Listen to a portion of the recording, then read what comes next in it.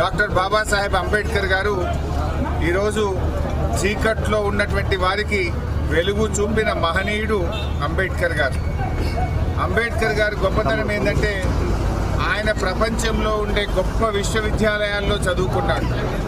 అమెరికాలోని కొలంబియన్ యూనివర్సిటీలో చదివారు, లండన్లో చదువుకున్నాడు.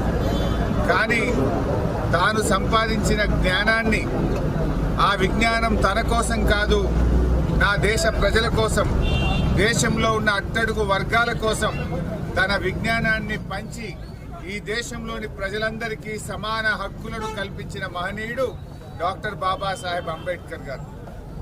ఈ సమాజంలో మహిళలకు, కార్మికులకు, దళిత గిరిజనులకు, అన్ని వర్గాలకు కూడా ఈరోజు వెలుగు నింపిండు. అందరికీ సమాన హక్కులు ఈ దేశంలో పొందుతున్నామంటే అది అంబేద్కర్ గారి వల్లే అని చెప్పుకోక తప్పదు. అంబేద్కర్ గారు ఒక విషయాన్ని మనకు చాలా గట్టిగా చెప్పాడు సమాజానికి.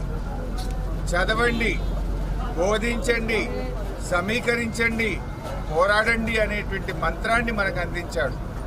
దాన్ని ముందుకు తీసుకుపోవాల్సిన బాధ్యత ఈరోజు విజ్ఞానవంతులు, మేధావులు, యువతరం మీద ఉన్నది.